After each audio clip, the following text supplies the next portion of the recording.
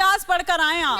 ये नया इतिहास है। इनको पानी दे दीजिए, पानी जरा बढ़वा दीजिए, इनको पानी दिलवा दीजिए। भगत सिंह के लिए क्या किया गया था ये बता दें। आराम क्या चंद्रशेखर आजाद आराम से क्या उनको हथियार जो है जरा आराम से रुक जाओ यार, अंग्रेजों की लड़ाई सुनिए। अरे रुक जाओ भाई, स्वतंत्रता सेनानियों ने लड़ी।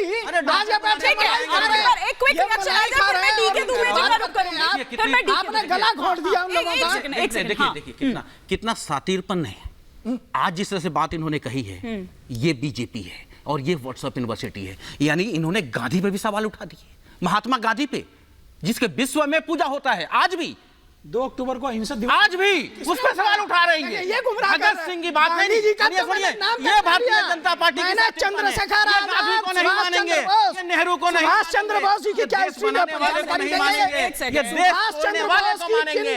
जिस तरह की बात से मृत्यु हुई, पहले हमसे बोलिए, ये पहले माफी मांगे, सुभाष चंद्र बोस बोलिए, ये माफी मांगे, माफी मांगिए पहले, माफी मांगिए पहले। माफी मांगू मैं तो आप लोग गद्दार हो, आप देश के गद्दार हैं, भारतीय जनता आप पार्टी देश के गद्दार हैं, आप देश के गद्दार हैं। आप लोग गांधी जी के विरुद्ध आएगा वो देश का गद्दार है, गांधी जी की महात्मा गांधी के विरुद्ध बोलेगा वो देश का दोनों को गद्दार रोक रही हूँ। एक बार जरा डीके दुबे जी का, एक बार जरा डीके दुबे जी ठीक है संजय जी, आप दोनों को रोक रही हूँ, आप दोनों को रोक रही हूँ। एक सेकंड सौरभ दुबे जी, संजय जी मैं जरा डीके दुबे जी का रुख कर रही हूँ। वो बहुत देर से रिएक्ट करना चाह रहे हैं और इसी संविधान पर वो बता रहे हैं, यहाँ पर बोल रहे हैं, वो तमाम चीजें भी बता रहे हैं, लेकिन शायद उनकी बात पर आप लोग ध्यान ही नहीं दे रहे हैं। आप लोग, उनकी अपनी व्हाट्सएप यूनिवर्सिटी है, आपकी अपनी व्हाट्सएप यूनिवर्सिटी है। डीके दुबे जी से मेरा सवाल है, कुछ रिएक्ट कर रहे हैं, प्लीज आप दोनों थोड़ा सा शांत रहिए। दो तीन संशोधन है। वो ये है कि संविधान कांग्रेस ने नहीं बनाया था, पहली बात, क्योंकि उस समय जो संविधान बनाने की प्रक्रिया थी उसमें सेलेक्ट किया गया था राज्यों से और सभी पार्टियों के लोग उसमें शामिल थे। कांग्रेस की सरकार 1951 में जब ये चुनाव आया तब बनी है। इसको कहना चाहिए कि 26 जनवरी सन 1950 तक कोई पार्टी और की पहला संशोधन में नहीं थे। कहां से संविधान? 1947 में संसद तो का क्या गठन है नहीं हुआ था? कि है क्या कि जो सबसे बड़ी पार्टी उस समय थी वो कांग्रेस थी, नो डाउट, लेकिन सभी पार्टियों के प्रतिनिधि उसमें शामिल थे और तब संविधान बना था। इसमें बहुत प्रकार के देश भर के प्रतिनिधि थे, इसलिए किसी एक पार्टी को उसका श्रेय जाता है, ये मुझे लगता है इस पर थोड़ा संशोधन करना चाहिए। हाँ, प्रेम जी से मैं इस पर काउंटर रिएक्शन लूंगी। प्रेम जी बस नहीं, 1 मिनट, 10 सेकंड दीजिए, कर लीजिए आप अपनी बात पूरी।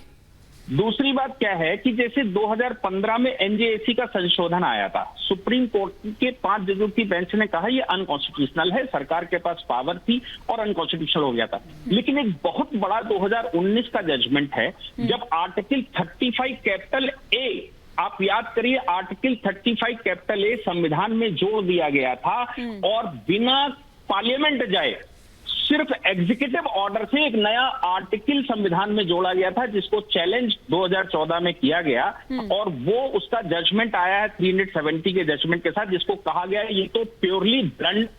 तो ऐसे ब्लंडर भी हमारे संविधान के साथ हुए हैं और ऐसा भी हुआ है कि जब सुप्रीम कोर्ट का जजमेंट आ गया तो जजमेंट आने के बाद 3 सीनियर मोस्ट जजेस को बाईपास करके चौथे नंबर के जज को सुप्रीम कोर्ट का चीफ जस्टिस बना दिया गया।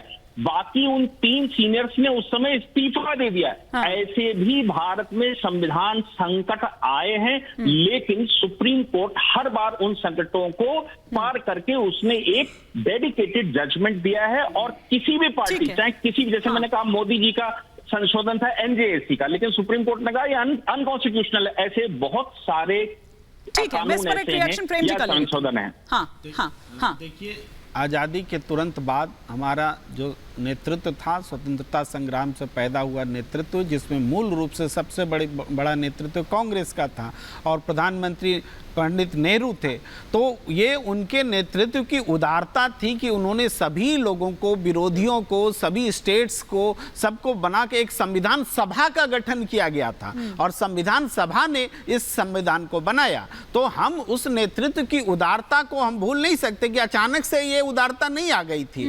ये इस बात को को याद रखना पड़ेगा। और इसी वजह से इतना शानदार संविधान बनाए कि आज तक चल रहा है। संशोधन होना अलग चीज है, संशोधन तो उसका परिष्करण होता है, लेकिन उसकी जो आत्मा है आज भी सुप्रीम कोर्ट डिसाइड करके रखी हुई है कि तो फिर उसकी सर आत्मा विपक्ष क्या है। कैसे ऐसे कह रहा है, उनके लिए क्या कहेंगे आप? जो विपक्ष बार बार, इसका मतलब क्या वो बरगला रहा है, जनता में एक डर दिखा रहा है इसके प्रति? विपक्ष क्यों डर दिखा रहा है? इतने सारे नाम हमने गिना दिए भारतीय जनता पार्टी के सांसद नेताओं के, वो डर नहीं दिखा रहे हैं क्या? तो डर केवल डर तो आप ही दिखा रहे हैं सिद्धार्थ जी, आपके नेता ही दिखा रहे हैं। वो कह रहे हैं नरेंद्र मोदी जी जब बोल रहे हैं कि आ जाएंगे अम्बेडकर तब भी संविधान नहीं बदलेगा। आप जानते हैं दिवंगत नेता क्या आ जाएंगे? आ सकते हैं क्या अम्बेडकर जी? यानी अम्बेडकर जी के अनुयायियों पर आप हमला बोल रहे हैं। अम्बेडकर जी को मानने वालों से क्या जायज था? और 42वां संशोधन तो इस देश की संविधान की आत्मा को मारने के बराबर था।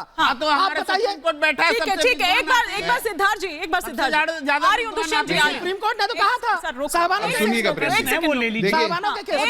एक सेकंड, क्या प्रश्न है सर आपका? 5 भारतीय जनता पार्टी के बड़े नेताओं ने, प्रतिष्ठित नेताओं ने, और जो प्रत्याशी भी हैं, उन्होंने संविधान बदलने की बात कही और लोगों से संविधान बदलने के नाम पे मैंडेट मांगा। अगर भारतीय जनता पार्टी की नीयत साफ है तो क्या आपने 1-2 को नोटिस दिया, किसी को निष्कासित किया? अब मैं सिद्धार्थ जी से जवाब ले लेती हूँ।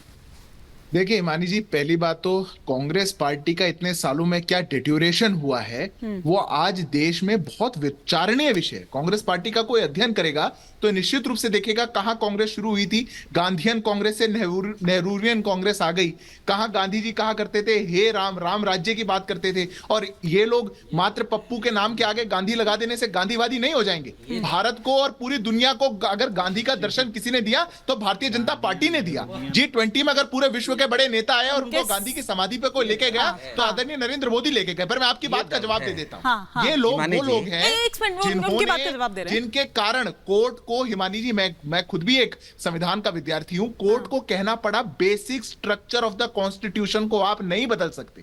Basic structure of the constitution की परिभाषा इन लोगों के कारण आई, क्योंकि इन्होंने इमरजेंसी के दौर में संविधान को इतना बदल डाला कि ये लोग बेसिक स्ट्रक्चर तक को बदलने पार्टी के संविधान में सामाजिक व्यवस्था लिखा हुआ है। अगर देश के संविधान में समाजवादी शब्द है, आपके बीच में उसके ऊपर सवाल उठाएंगे। आप ही की बात का जवाब दे। पार्टी का जो संविधान, आप ही की बात का जवाब दे। समाजवादी अर्थव्यवस्था और गांधीवाद का पालन करने के लिए ये कहते हैं अपनी पार्टी का संविधान पढ़ ले। इनको पता है, आप ही की बात का जवाब दे रहे हैं।